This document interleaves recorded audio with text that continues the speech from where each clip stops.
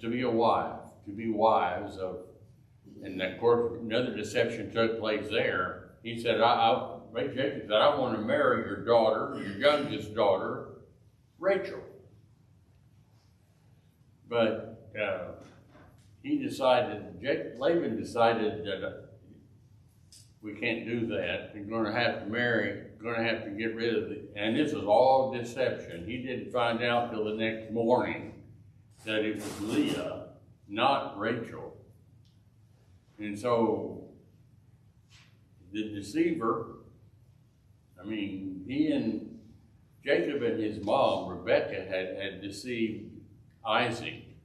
Remember that hairy arms and so on.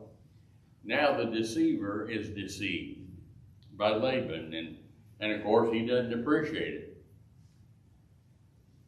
The girls are saying, well, he has sold us, Dad has sold us, and not only that, but everything that would be coming to us, materially speaking, money or values, all of this, Dad has devoured on himself. Now we're getting an insight into what they think has been going on, and they're pretty much on target. Verse 16, because all of the riches that God has taken from our father, that is ours, and our children's, this is our children's inheritance too. Now then, Jacob, whatever God told you to do it. That's their answer to their husband, Jacob. He's told me that we need to get out, leave, and head to Canaan, my home. And they said, that's all right with us. So now he's got their okay. And Jacob rises up, verse 17, and set his sons and wives upon the camels. That's quite a few camels, unless you put 2 children per camel. But you've got 11 boys. Remember, Joseph has already been born back in chapter 30. While they were still there in Padan Aram, he was born there. So he is now with the other 10, and they all get on their camels, including Joseph. And notice verse 18, he carried away all of his cattle. Do any of you have a different version here besides the King James? I notice that King James uses the term cattle a lot, right, throughout this part of the story. I notice also that the New American Standard and the New King James don't use the word cattle. They use the word flock and so on. Like in 31 verse 12, the rams are leaping upon the cattle. One translation says the male goats are mating with the flock, which is really more accurate.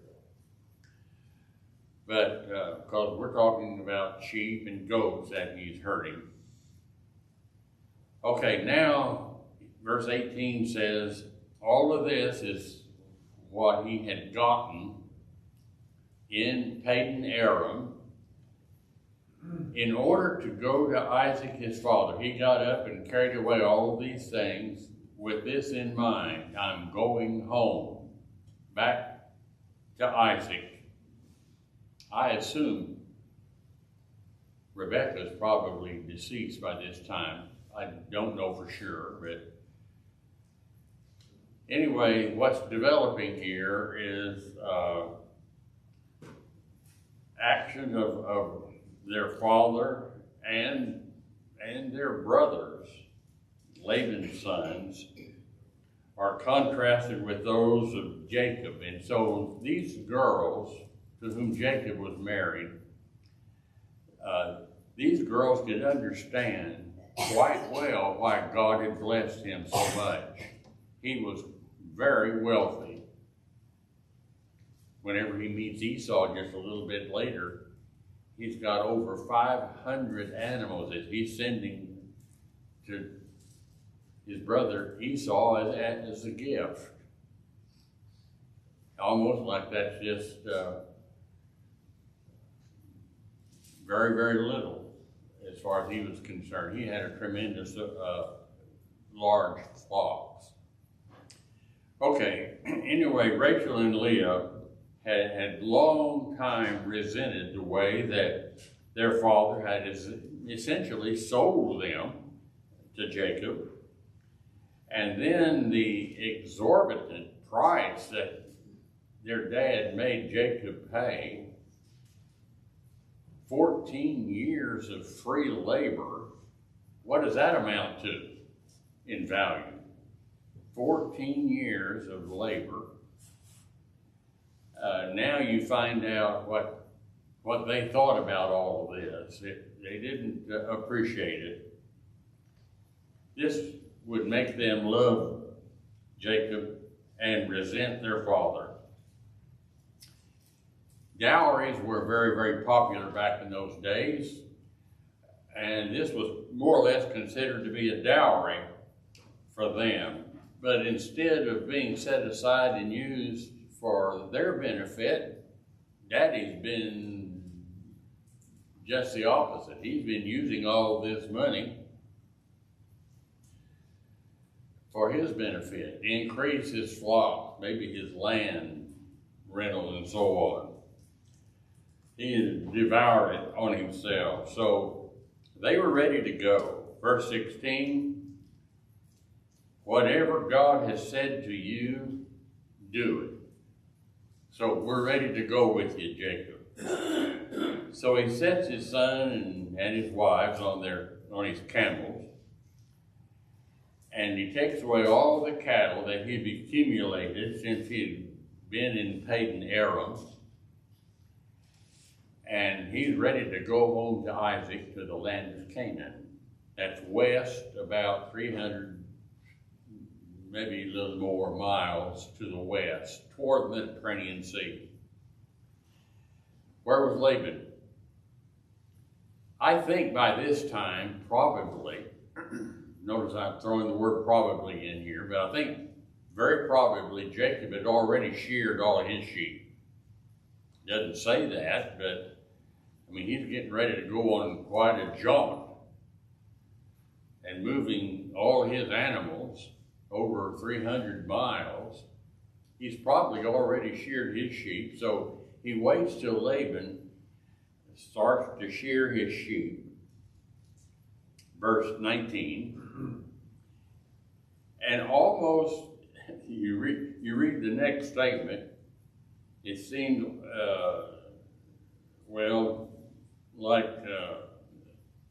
just throw in a statement here that doesn't really fit, and yet it does fit because of what we know is going to transpire later. Here's what he said. Laban went to shear his sheep, and Rachel had stolen the images that were her father's. You know, that's a big deal, but it's almost like, oh yes, I don't want to forget this. And so the writer says that that his wife Rachel took or stole the images from her father. More on this in just a moment. And Jacob stole away unaware to Laban the Syrian. He kept all of this secret. He'd already told his two daughters. He's bound to have told all of the people that worked for him, Jacob did, all of his servants, we're leaving. That's a pretty good job of keeping it quiet, isn't it? Nobody said a word. They all were in on it, and they left. So he fled with all that he had, and he rose up and passed over the river. What's that river? Well, that is the river Euphrates. He's been in Padan Aram. He heads west. That means you're going to have to go over the Euphrates River. And then he set his face, that is, I'm heading home to Gilead to meet Father there in Canaan. Now, just a word or two here about what Rachel had done. I think we may have hinted at this last week, but notice what she took the images, her father's images. By images, we mean her or his idols. They were metal figurines that had been shaped and formed, and they said, this is my God. Yes, their dad was an idolater, but she picks up these, she steals them from her dad. And instead of being an idolater herself, let's suggest something that's more probable instead of that answer.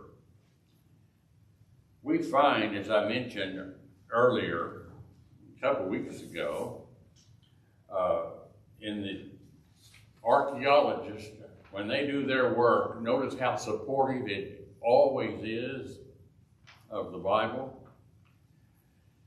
I don't rely on what they say as inspired, because they're telling what happened at the time. But it's interesting. This is the Nuzi tablets, N-U-Z-I, are dated about 1450 to 1350 BC. So for a period there of about 100 years. And all of these tablets, and there are many, many of them, over 5,000 family and legal administration laws. They tell of practices going on that are found in the book of Genesis. But this happens before or about the same time that Moses is writing this down. For example,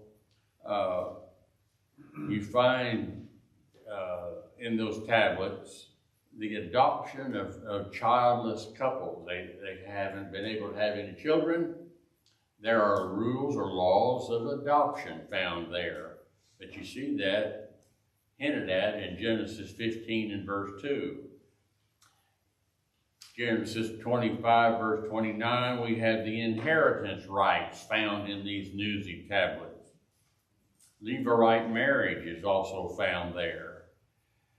But I want to bring up this point. Household gods are mentioned in the Nuzi tablets. The teraphim, the idol images that belong, evidently most families had idol images. They also had what they called tablets of sistership. In Genesis 31, verse 14 through 30. Here you have a man who takes his wife and he adopts her also. Not only is she his wife, but he adopts her, and now she is also considered his sister. These are agreements between a man and his wife. The wife, who was also adopted as a sister, has greater protection.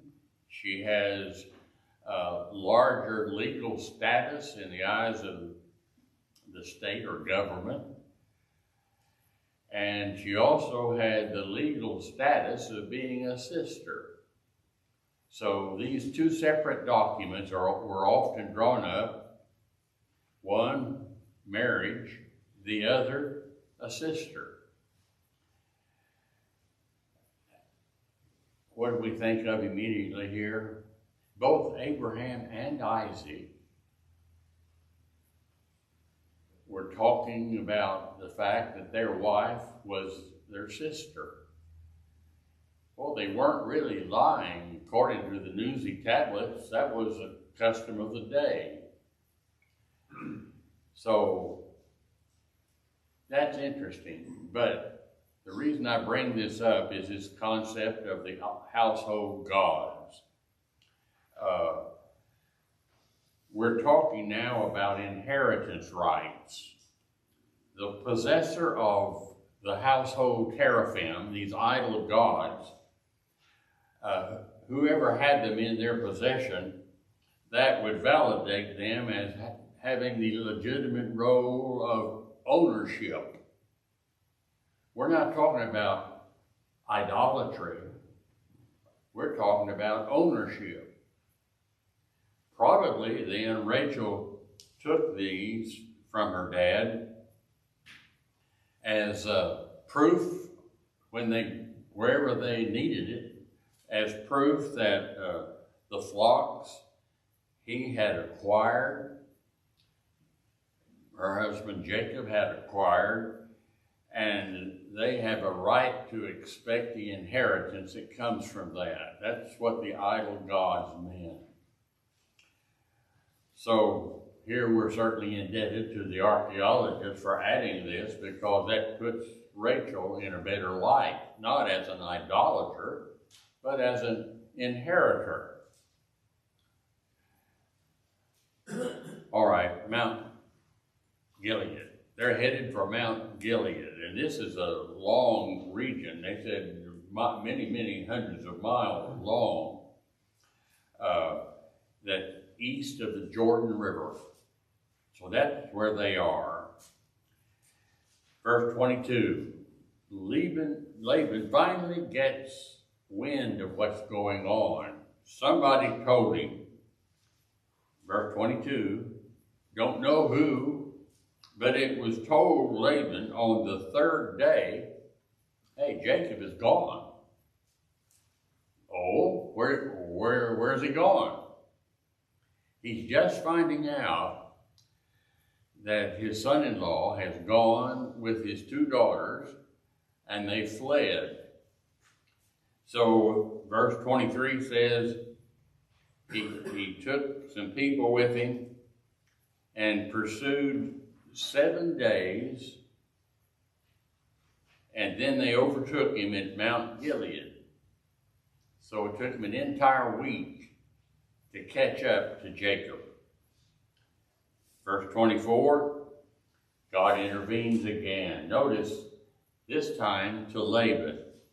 He came to Laban, the Syrian, in a dream that he had at night, and he said, take heed that you do not speak any good or bad to Jacob.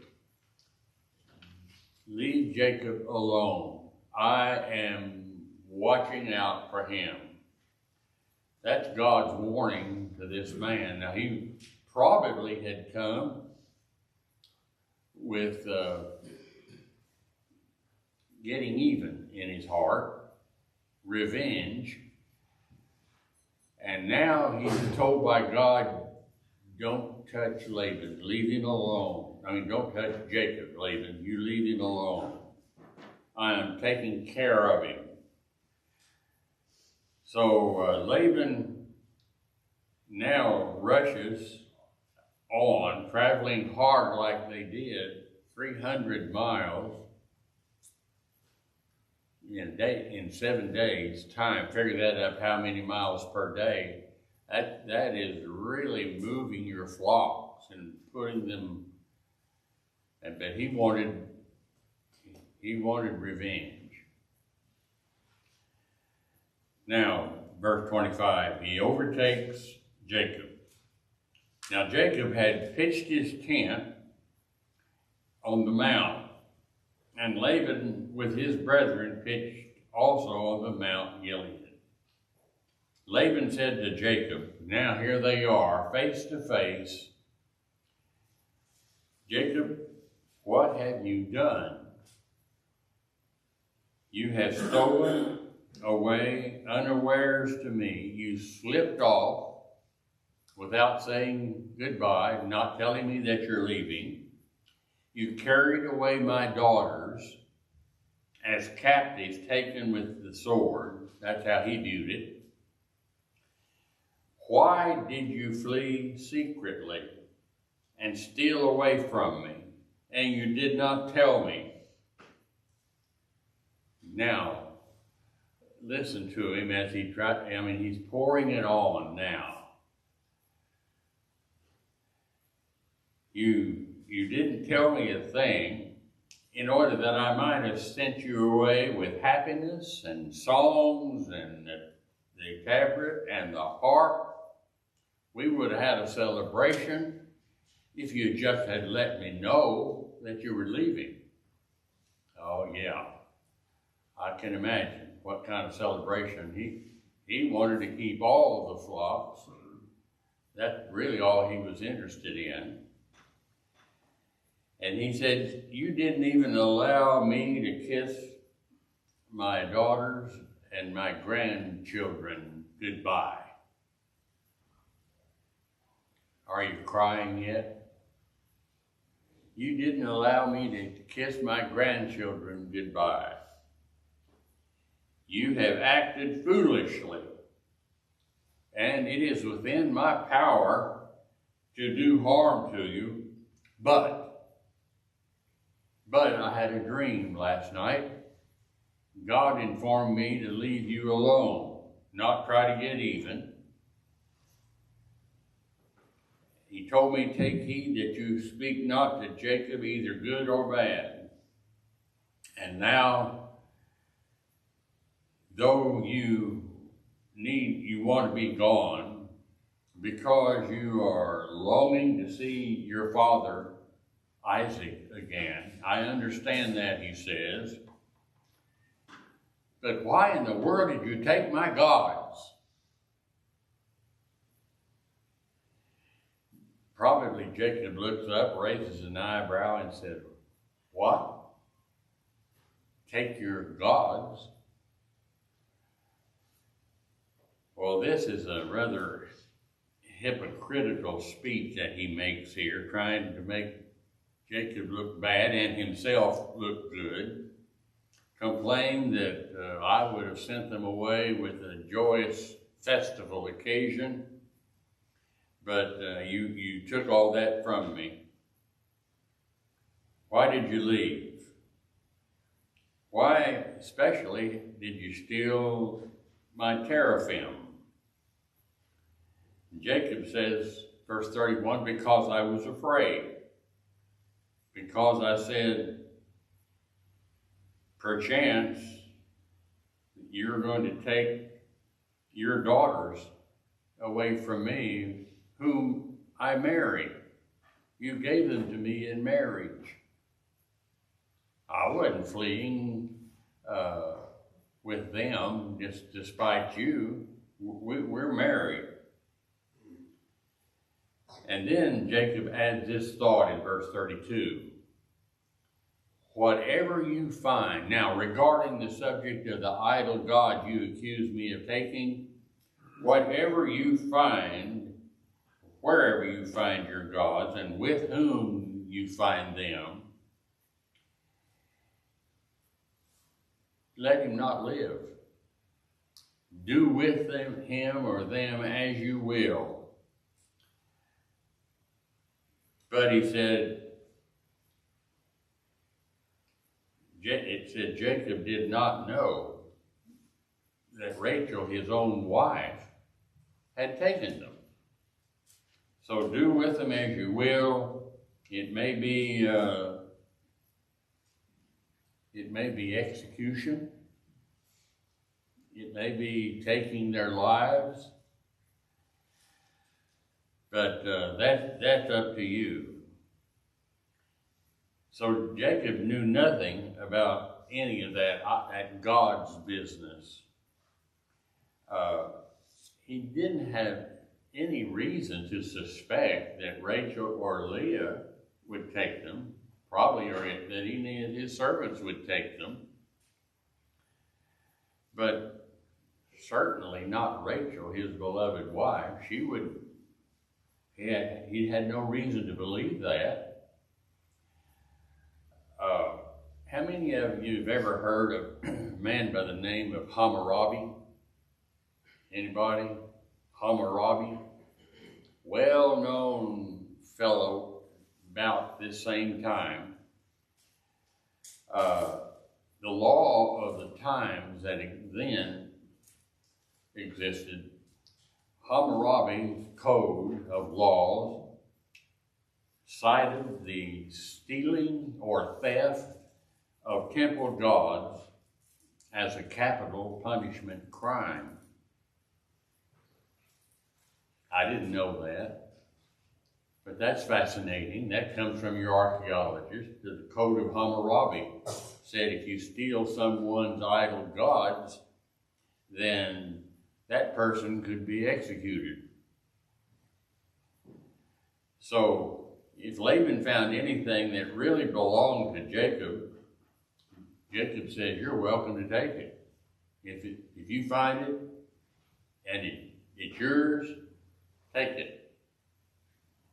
Now Rachel had hidden these images in the what I would call a saddle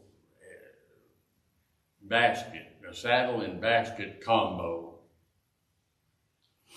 She had taken that and had hidden it. Now this furniture, after he had already checked, and there wasn't anything there, even in Rachel's tent, then she placed this material there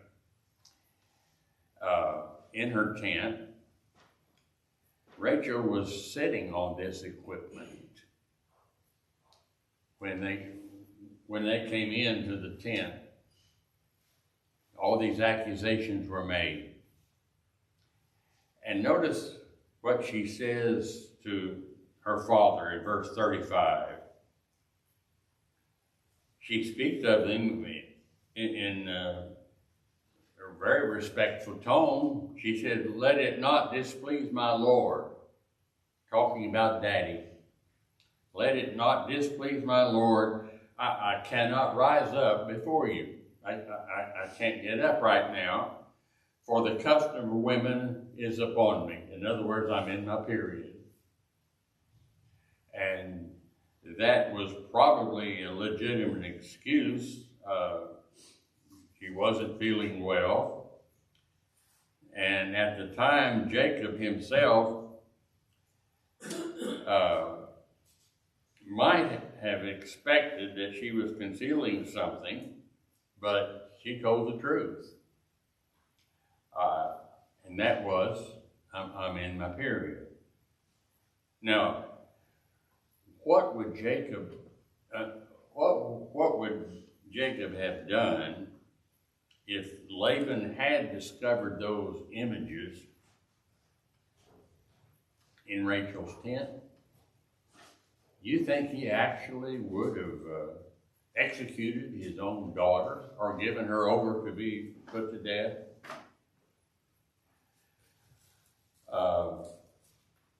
Rachel had placed her husband and her father and herself in a very difficult position. And so what she did was simply to keep it quiet. Her husband Jacob didn't know anything about it. Jacob then was innocent in this matter. But now Jacob has had about all he can stand. He's given Laban time to say his piece.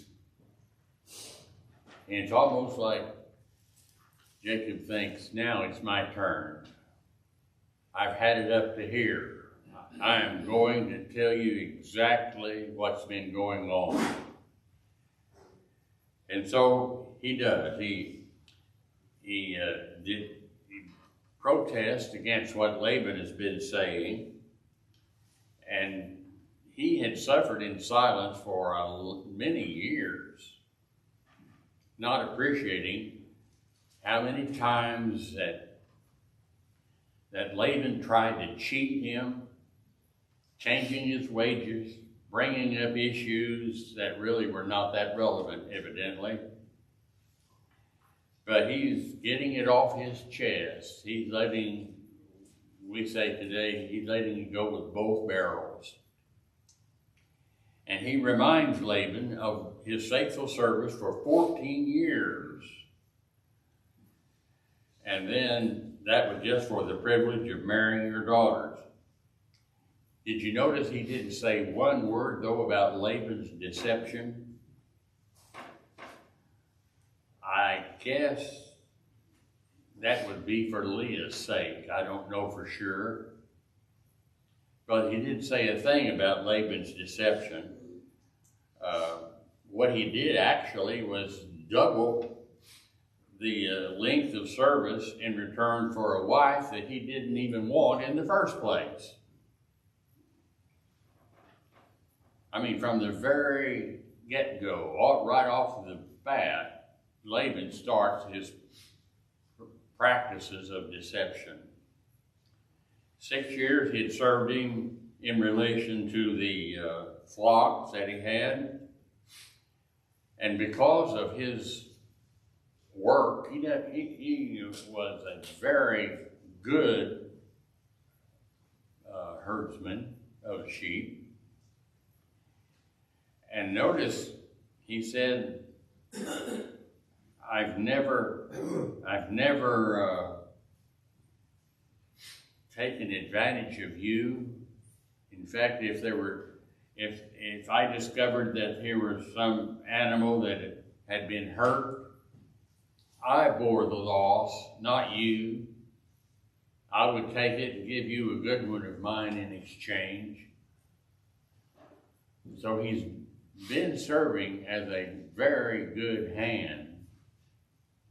And Laban had been taking advantage of him. Wild animals were a danger to the flock. So Jacob said, Laban, if wild animals caused any animal to be torn, I bore the loss, not you. He may be telling Jacob telling Laban some stuff that Laban didn't even know, wasn't even aware of. But with all of this, 10 times Laban tried to change the agreement that he made regarding payment, trying to prevent Jacob from prospering and securing these gains. But that was a part of the bargain to start with. He went along with it then, and then later on, his attitude seems to have changed. Verse 43, Laban answered and said to Jacob, these daughters are my daughters, and these children are my children, these cattle or flocks are my flocks, and all that you see is mine. What can I do this day unto thee, my daughters, or unto the children which they have borne? So, Jacob, how can you even think that I might hurt my daughters or my children? He's trying to divert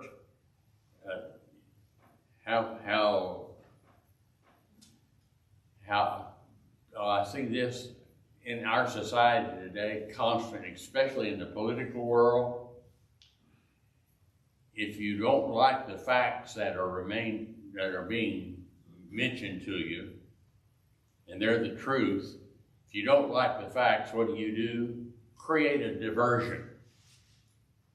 Well, that's what he's doing this whole time, creating a diversion. So he said, Jacob, let's make a covenant, verse 44, you and me. let it be for a witness between you and me. So Jacob took a stone and set it up for a pillar. And Jacob said to his brethren, gather stones and bring them. We're going to make a heap of stones right here. And they ate there on the heap. Jacob called that place Gilead after Gilead. Laban says in verse 48, this heap is a witness or testimony between you and me, so that everyone will know. The Lord watch between me and you when we're absent from one another.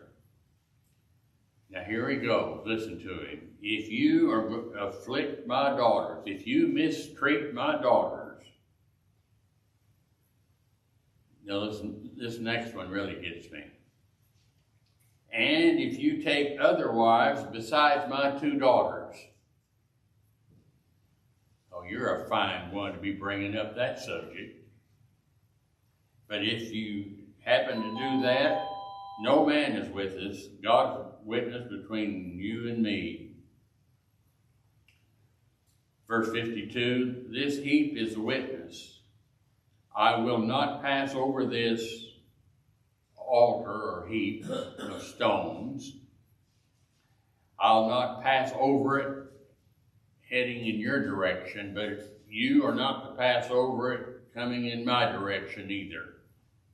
In other words, what we use today, talking about nations, or issuing threats, we call it a red line. Here's the red line. You don't go beyond this red line. Well, that's what we're talking about here. That neither one of us will pass over this chasing the other. And then, of course, they agreed. Jacob offered a sacrifice on the mountain. They ate bread. And in the morning, so I imagine if that had been me, I'd had a rather sleepless night again. But in the morning, Laban rose up, kissed his sons and his daughters, and blessed them, and he left. And that's about the end of Laban. Laban departs, goes back home to Padan Aram. No further mention is made of him in the scriptures. This is it. You can write into that story as far as Laban's concerned. Now, what kind of man was he? I've got myself a note. He's quite a bit like Esau. Both of them are interested in material goods. A lot more they're interested in what God said. Do we have people like that today? Well, of course we do. This is one reason why, though, the New Testament says that these Old Testament stories are written for our learning, that through patience and comfort of the Scriptures, we might have hope. They're there as examples for us. Compare what God said to what man is doing. So, we've got Laban, a worldly, covetous man, thinking only about his own future and his goods, and less about God, probably continuing in his idolatry and covetousness. Kind of a warning today to a lot of semi-religious people fundamentally worshiping himself and self-seekers today. I jotted down a passage right here this morning, Mark 12, verse 29 and 30. You ought to read that. How many people do we have that are like Laban or Esau today? But Jesus said, love God with all your heart and soul and strength and mind. They didn't.